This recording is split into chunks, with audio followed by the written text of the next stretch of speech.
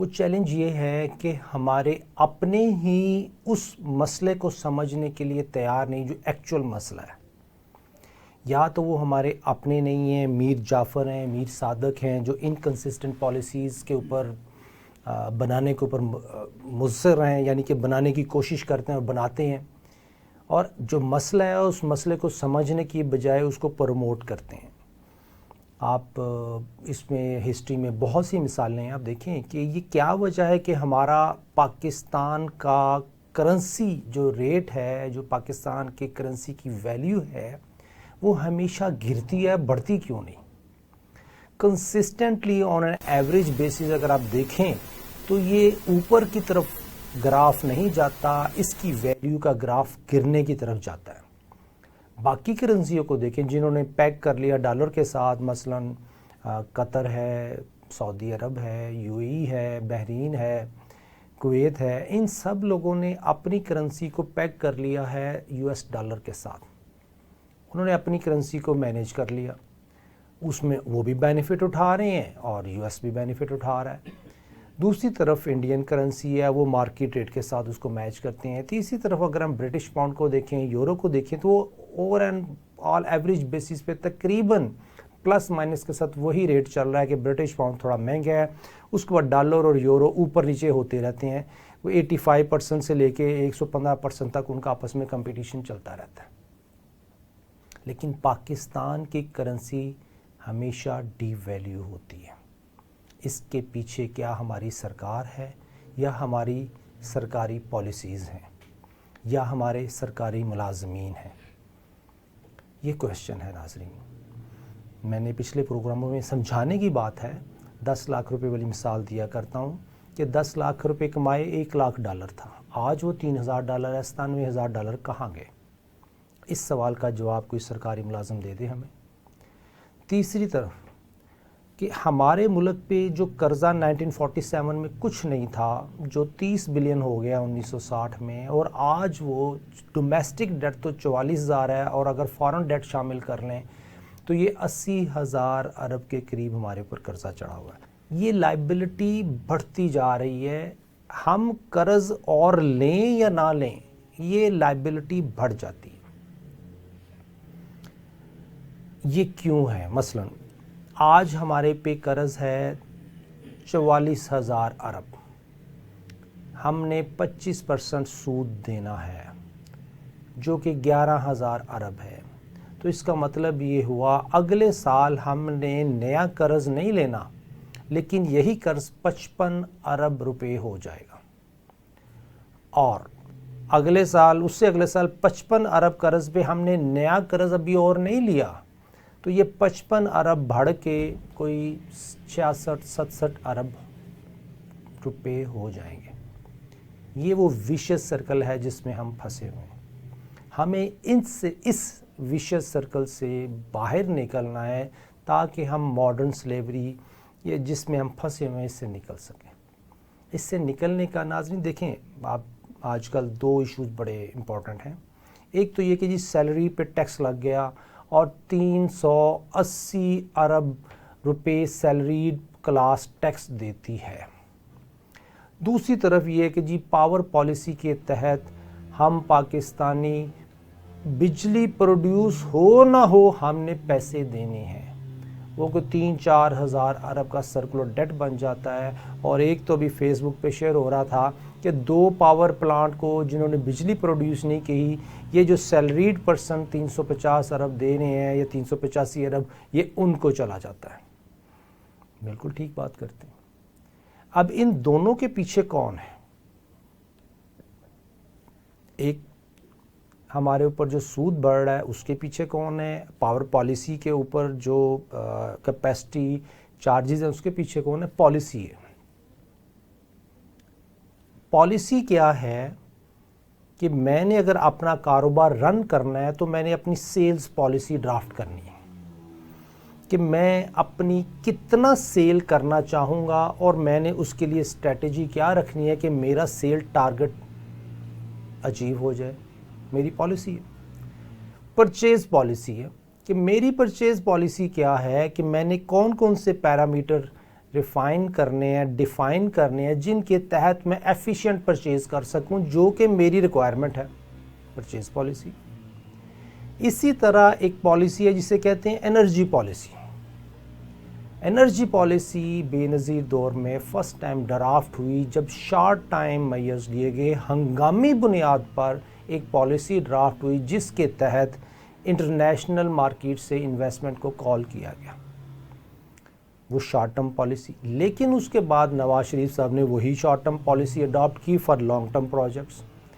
उसके बाद वही पॉलिसी रिफ़ाइन की मुशर्रफ दौर में, उसी को 2002 में लेके चल पड़े। ये पॉलिसी चलती रही बाकायदा इस तरीके से कि हम पाकिस्तानियों पर वो लाइबिलिटी इम्पोज होती रहे जो कि हम पे करने के काबिल ना हो। इसकी मिसाल हमारे एक दोस्त देते थे कि हमें इस्लामाबाद से लाहौर आना है, एक बस में 40 लोग आते हैं, हमने एक बस डाली, 2 डाली, 3 डाली। अब एक बस में 40 लोग आते थे, लेकिन अब हमने बसें 50 डालनी है, लेकिन हर बस में 4 लोग हैं। प्लानिंग नहीं है। बात समझाने की थी, हमारे एक एनर्जी सेक्टर के दोस्त हैं फैज़ साहब, उन्होंने बात समझाने के लिए सरकारी इदारों को, सरकारी मुलाजमीन को ये कहा कि जनाब बसें बहुत बढ़ गई, अब इसमें सवारियां चाहिए। अगर सवारियां इसमें नहीं डालेंगे तो 2022 और 25 के दरमियान वो दौर आएगा कि पाकिस्तानी एनर्जी कॉस्ट को बियर नहीं कर पाएंगे। आज देख लें वही दौर है कि आज बसें तो हैं, बसें चल भी रही हैं, नहीं भी चल रही तो खड़ी कॉस्ट है उनकी, लेकिन हमारे पास सवारियां नहीं है, बल्कि जो सवारियां बैठी हैं हम उनको भी उतार रहे हैं। कैसे? आज मेरे घर का बिल है 1000 यूनिट, मुझे पे करना पड़ रहे हैं 1000 यूनिट के साथ कैपेसिटी चार्जेस, 1000 यूनिट की कॉस्ट है। अब चूंकि मेरा बिल एक्स्ट्रा ऑर्डिनरी बढ़ गया है कि मैं अब इसको अफोर्ड नहीं कर पा रहा, मैंने अपने घर की कंजम्पशन 500 यूनिट कर दी, 50% कर दी, 50% कम करके 500 यूनिट तक ले आया। अब लेकिन चूंकि पीछे कैपेसिटी चार्जेस के नाम से जो हमने पेमेंट्स कमिट की हैं, हम यूनिट खरीदें या ना खरीदें, हमने वो पेमेंट करनी है। तो अब मुझे पहले जो बिल 1000 यूनिट पे आता था, अब वो बिल मुझे 50 यूनिट पे, 500 यूनिट पे आएगा। तो मैंने अपने घर में मुशक्कत ले आया कि बच्चों के लिए एयर कंडीशन बंद कर दिए कि मैं बिजली का बिल कम से कम पे करूं, लेकिन मेरा बिजली का बिल उसी रफ्तार से बढ़ गया और उतने का उतना आया। इसका मतलब ये हुआ नाज़रीन कि वो जो बसें हम इस्लामाबाद और लाहौर के चैनल पे चला रहे हैं, उनकी कॉस्ट तो फिक्स्ड हो गई। उस फिक्स्ड कॉस्ट के ऊपर हमने पे करना ही करना है, चाहे हम बिजली लें ना लें।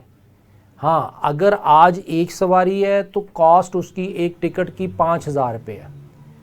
जब ये एक बस में, अब जब एक बस में सवारी दूसरी आएगी तो कॉस्ट 2500 रह जाएगी, तीसरी आएगी तो कॉस्ट 1000 रह जाएगी।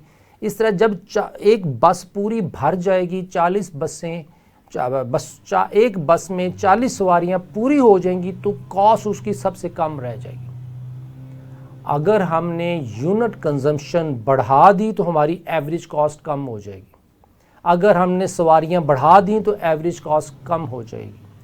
अगर ये तमाम बसें जो खड़ी हैं ये तमाम की तमाम चला दी जाएं और तमाम की तरह चला के उसके ऊपर सवारियां फुल कर दें तो हमारी cost of energy, cost of पर पैसेंजर कॉस्ट कम हो जाएगी। इसी तरह एनर्जी सेक्टर है कि जब पावर प्लांट सारे 80% कैपेसिटी पे चलेंगे और वो जो कैपेसिटी चल रही है वो इंडस्ट्री यूज़ कर रही है, हमारी मईशत में हम कंज्यूमर यूज़ कर रहे हैं, मैक्सिमम यूटिलाइजेशन कर रहे हैं, तो उसकी कॉस्ट भी कम हो जाएगी। एक तो कॉस्ट कम करने का तरीका ये है कि हम बस में सवारियां बढ़ा दें, हम यूनिट कंजम्पशन बढ़ा दें।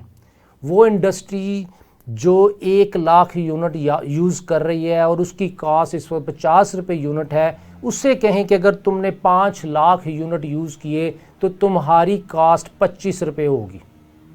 उसको बेनिफिट है कि वो 5 लाख यूनिट कंज्यूम करे ताकि उसकी कॉस्ट कम से कम हो। इस फार्मूले के तहत हम अपनी एनर्जी कॉस्ट को कम कर सकते हैं। ये तो है फार्मूला नंबर 1, जिसमें हम अपनी इंडस्ट्री को ऐसी सब्सिडीज दें कि उनको ये कहें कि इस बैरियर तक कॉस्ट आपकी ज़्यादा है, ज़्यादा कंजम्पशन करें तो आपकी कॉस्ट कम होगी। तो वो इंडस्ट्री जो है वो कोशिश करेगी कि अपनी प्रोडक्शन बढ़ाए, फिर वो अल्टरनेट सोलर सिस्टम पे चोरी की तरफ से भागेगी। क्योंकि इस वक्त ये कि जी मैं अगर 1 लाख यूनिट यूज़ करता हूँ, मैं 50,000 रिपोर्ट करने 50,000 यूनिट चोरी के लिए मैं तगोदो करूँगा। लेकिन अगर मुझे पता हो कि 1 लाख यूनिट पे मेरी कॉस्ट 100 रुपये पर यूनिट है और 5 लाख यूनिट पे मेरी कॉस्ट 40 रुपये पर यूनिट है, तो मैं 5 लाख यूनिट की तरफ जाऊँगा। तो इस तरीके से इंडस्ट्रियलिस्ट को साथ बिठाएं, टॉप नॉच इंडस्ट्रियलिस्ट को उनकी प्रोडक्शन बढ़ाने का प्लान दें और उनको उसके ऊपर सब्सिडीज़ दें कि अगर आप जितने ज़्यादा यूज़ करेंगे उतनी ज़्यादा सब्सिडी मिलेगी। ये तो है नंबर 1। दूसरा नाज़रीन फार्मूला ये है कि हम जिस शाख पे बैठे हैं उसी को काट रहे हैं। बिल्कुल, स्टेट बैंक ऑफ पाकिस्तान वो जिस शाख पे बैठा है, जिस पाकिस्तान की शाख पे बैठा है उसी को काट रहा है और वो पूरी उसकी जड़ को काट रहा है। उस शाख को भी काट रहा है, उस जड़ को भी काट रहा है। स्टेट बैंक ऑफ पाकिस्तान की क्या पॉलिसी है? उसने ये कहा है कि जी आज मैंने सूद का रेट रखा है काइबर 20%, ये 22% तक गया हुआ था और बैंक 25 से 30% चार्ज करते हैं, तो 25 से 30% सूद चल रहा है पाकिस्तान की मार्केट में। ये किसको खुश करने के लिए पॉलिसी दी गई है? ये पॉलिसी, इस पॉलिसी के तहत ये जो हड़तालें हो रही हैं 350 अरब के लिए और ये 3000 अरब के लिए, अगर हम ये सूदी पॉलिसी को देखें तो ये तो 44,000 अरब पे अगर 25% गवर्नमेंट ऑफ पाकिस्तान पे करती है, जो 11,000 अरब है, उस 11,000 अरब को कंपेयर कर लें 350 अरब या 385 अरब जो सैलरीड क्लास टैक्स देती है।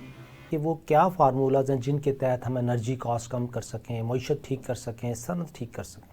हमने मोटी मोटी 2 बातें की कि सूदी मामलात ऐसे हैं जो एनर्जी सेक्टर में पाए जाते हैं जिसकी वजह से कॉस्ट बढ़ जाती है और सूद का रेट गवर्नमेंट खुद डिफ़ाइन करती है और गवर्नमेंट कहती है कि जी इस साल ये काइबर है, ये काइबर है, ये काइबर है, जिसकी वजह से एनर्जी कॉस्ट बढ़ जाती है।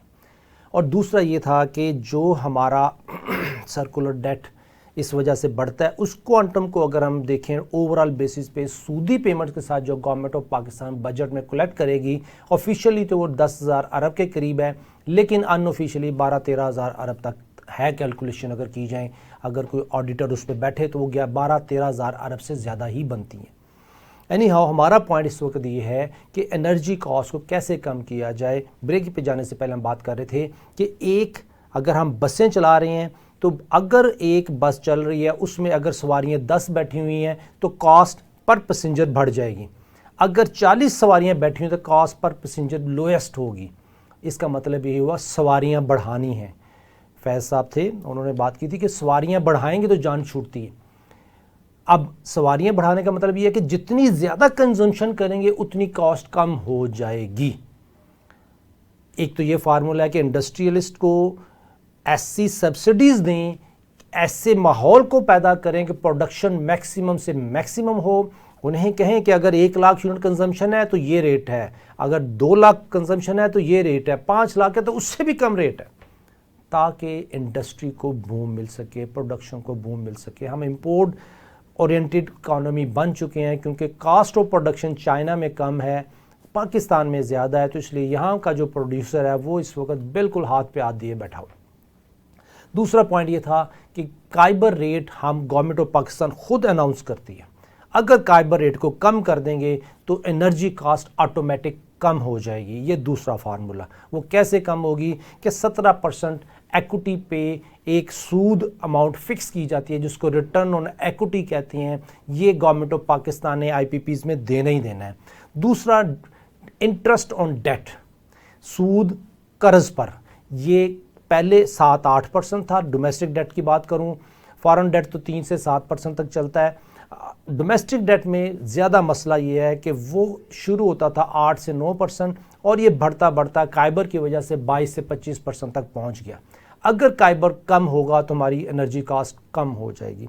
तीसरी बात हमने की कि हमने इस पॉलिसी में ये लकूना रखा कि जो कॉस्ट रिफंड होनी है, मेंटेनेंस कॉस्ट रिफंड होनी है कैपेसिटी के नाम से, कि जी ये मेरी कैपेसिटी थी, ये मैंने स्टाफ रखा, ये मैंने ये रखा, आपने कैपेसिटी चार्जेस के मुताबिक आपने 50, 70, 80% बिजली मुझसे ख़रीदनी थी, आप नहीं ख़रीद पाए, मुझे ये कॉस्ट पड़ गई है, इस कॉस्ट को आप मुझे रिफ़ंड कर दें। अब जो कॉस्ट रिफ़ंड होनी है वो तो मैं मैक्सिमम अच्छे से अच्छे रेट पे लूँगा। वो मेंटेनेंस जो ABC कंपनी $1 मिलियन में कर सकती है, वो मैं XYZ कंपनी से $10 मिलियन में मेंटेनेंस करवाऊँगा। क्यों? मुझे रिफ़ंड हो जानी। ठीक है, फिजिबिलिटी स्टडीज़ हुई, टेक्निकल स्टडीज़ हुई, ग्रिड स्टडीज़ हुई, उसके मुताबिक सारी उन स्टडीज़ के मुताबिक हमने एक असेसमेंट की कि इसको यहाँ तक रखा जाएगा, ये मेंटेनेंस कॉस्ट ये होगी। लेकिन वक्त के साथ साथ टेक्नोलॉजी इम्प्रूव होती जा रही है, कॉस्ट एफिशिएंसीज आती जा रही हैं, लेकिन जो आज से 10 साल पहले रेट तय हो गया उसी के मुताबिक वो पे होना है, उसके ऊपर कोई चेक एंड बैलेंस नहीं है। तीसरा ये पॉइंट था कि चूंकि हमने इस पॉलिसी को इस तरह वेग रखा कि जिसमें हमने इन IPPs को ये लिबर्टी दी कि वो $1 मिलियन की कॉस्ट $10 मिलियन के ऊपर मैनेज कर जाएं, तो ये भी एक क्वेश्चन मार्क है। एनी हाउ, ये इल्ज़ाम तराशी नहीं है, ये वो लकूने हैं जिनके तहत। और चौथा कि एक्विटी जो कॉस्ट ऑफ प्लांट है उसको इस तरीके से इन्फ्लेट कर दिया जाता है कि एक्विटी ख़त्म हो जाती है। मसलन एक $100 मिलियन का पावर प्लांट लगना था, मैंने उसकी प्राइस $125 मिलियन रख दी। अब $125 मिलियन प्राइस रख के हुए 25% मैंने एक्विटी शो कर दी 25 मिलियन, और 100 मिलियन का ऊपर मैंने डेट ले लिया। तब मैं 25 मिलियन जो मेरा इन्वेस्ट ही नहीं हो उस पर 17% लूँगा और $100 मिलियन पे मैं सूद लूँगा और गवर्नमेंट ऑफ पाकिस्तान पे करेगी। इस तरह के भी मामलात रहे हैं कि हमारे यहाँ जो सरकारी मुलाजमीन हैं वो अपनी आंखें बंद कर लेते हैं या आंखें बंद कर दी जाती हैं, जिसकी वजह से ये IPPs में इस तरह के फ्रॉड होते रहे। जो शॉर्ट टर्म पॉलिसीज़ थी उनको उनकी बेस पे लॉन्ग टर्म प्लानिंग कर दी गई। अब ये हमारे मुल्क में ये जो इनकन्सिस्टेंट पॉलिसीज़ बना दी जाती हैं, अभी जो रिसेंटली ये जो PTI का दौर आया, 2020 की पॉलिसी सोलर के ऊपर आई, उसके ऊपर आज तक कोई एक सोलर पावर प्लांट नहीं लग सका। आवाज़ आती है एनवायरनमेंट की, आवाज़ आती है benefits for people of Pakistan, आवाज़ आती है कि हमने इस मुल्क के अंदर रिन्यूएबल एनर्जी को फ़रोग देना है, आवाज़ आती है कि जी वर्ल्ड बैंक ने $400 मिलियन पाकिस्तान के स्टेट बैंक के अकाउंट में डाल दिए हैं ताकि रिन्यूएबल एनर्जी को हम प्रमोट कर सकें। लेकिन नाजरीन, पॉलिसी वो दी जाती है कि रिन्यूएबल एनर्जी में 1 मेगावाट भी ऐड ना हो। ये पॉलिसी किसने बनाई? सोलर एनर्जी के ऊपर जो रिन्यूएबल पॉलिसी 2020 की है, ये हमारे पिछली गवर्नमेंट जो उस वक्त थी उसने बनाई। और कहते तो हैं कि हम बहुत ज़्यादा मुहिब्बे वतन हैं, लेकिन उस पॉलिसी से जाहिर होता है कि वो कितने मुहिब्बे वतन थे। अनफॉर्चुनेटली जब किसी को काम ना आता हो, मसलन अगर PTI के जो उस वक़्त असद उमर साहब थे, अगर उनको काम नहीं आता तो हम क्या कर सकते हैं? जो उनके एनर्जी के थे, अगर वो उनको काम नहीं आता तो हम क्या कर सकते हैं? अगर उनके जो एडवाइज़र हैं रज़ाक दाऊद साहब, अगर वो पॉलिसी 2020 की अप्रूव कर रहे हैं, CCI ने अप्रूव की, गवर्नमेंट ऑफ पाकिस्तान ने, और वो डिफेक्टिव पॉलिसी थी, आज तक उस पर काम नहीं हो सका, तो हम क्या कर सकते हैं? हम पाकिस्तान में तो कुछ नहीं कर सकते। इसी तरह एक और छुरा घोंपा 2021 दिसंबर में state bank of Pakistan amendment act 2021 में एक और लॉ पास किया, अमेंडमेंट पास की PTI दौर में। वो भी पाकिस्तानियों के आने वाले बच्चों को ग़ुलाम बनाने की आखिरी स्टैंप थी, जिसके बाद IMF पूरी तरह इंडिपेंडेंट है। Governor of state bank of Pakistan पूरी तरह जारादारी रखता है हम पाकिस्तानियों को गुलाम रखने में। उसके पास पूरी अथॉरिटी है कि वो डायरेक्टर अपॉइंट कर सके, उसके पास पूरी अथॉरिटी है जो मर्ज़ी डिसीजन ले सके, उसको कोई रोक नहीं है। उसने सिर्फ क्वार्टरली एक रिपोर्ट कैबिनेट में सबमिट करनी है उसको कोई पूछ नहीं है, उसने कोई मामला, अगर वो गलत भी हो गया तो उसके लिए कोई सज़ा नहीं है, बल्कि लॉ ये कहता है कि उसकी जो सैलरी है वो भी नहीं रोकी जा सकती। स्टेट बैंक ऑफ पाकिस्तान के एम्प्लॉइज़ की सैलरी कतन ना रोकी जाए और उनको कुछ नहीं कहा जा सकता। उसमें क्या क्या चेंजेस हुई नाज़रीन, वो जो रिस्पॉन्सिबिलिटीज़ दी गई कायदे आज़म के दौर में रहमतुल्लाह अलैह 1948 में उनके ज़िम्मे लगाया गया कोई काम कि वो रेगुलेट करे इकॉनमी को, इसके रिसोर्सेज को, इसकी अगर मैं एग्जैक्टली वो अल्फाज देखूं कहीं मेरे पास पढ़े हों 1956 का जो स्टेट बैंक ऑफ पाकिस्तान का एक्ट है वो ये कहता है कि to regulate monetary and credit system of Pakistan, preamble कहता है, ये पहले अल्फाज, to regulate monetary and credit system of Pakistan. Regulate करने एक अथॉरिटी, एक रिस्पॉन्सिबिलिटी। चूंकि रिस्पॉन्सिबिलिटी जितनी बड़ी है अथॉरिटी उतनी ही बड़ी होती है, और लॉ ने उसको पूरी अथॉरिटी दी, लेकिन इसके अंदर काम करने वाले दोस्तों ने, सरकारी मुलाजमीन ने पाकिस्तान के साथ वफा ना की। उन्होंने जो इसका मॉनेटरी और क्रेडिट सिस्टम रेगुलेट करना था वो पाकिस्तान की फेवर में नहीं किया, वो अपनी फेवर में किया। दूसरी जिम्मेदारी इसमें थी to foster its growth in the best national interest. इसकी जो इकोनॉमिक ग्रोथ थी उस नेशनल इंटरेस्ट में थी, इन the best interest of the nation, वो भी नहीं की। किसके इंटरेस्ट में की? आप सबको पता है नाजरीन कि इस वक्त जो पाकिस्तान की इकोनॉमिक ग्रोथ है वो किसके इंटरेस्ट में है। हम पाकिस्तानी जो कभी 10 रुपये के मकरूज़ थे पर पर्सन, आज वो हम 3 लाख रुपए से ऊपर पर पर्सन मकरूज़ हैं। इंशाअल्लाह ताला अगले प्रोग्राम दोबारा मुलाकात करते हैं। आज के प्रोग्राम के तवसल से हमने आपको बता दिया कि एनर्जी क्राइसिस कैसे हैं, कैसे प्रमोट कर रहे हैं, इनको कैसे कंट्रोल किया जा सकता है, सूद किस तरह हमारी इकानमी को खा रहा है, किस तरीके से हम मॉडर्न स्लेव हो रहे हैं। अल्लाह ताला हम पाकिस्तानियों को माफ़ फरमाए। अगले प्रोग्राम तक के लिए हमें इजाज़त दीजिए। अल्लाह हाफ़िज़।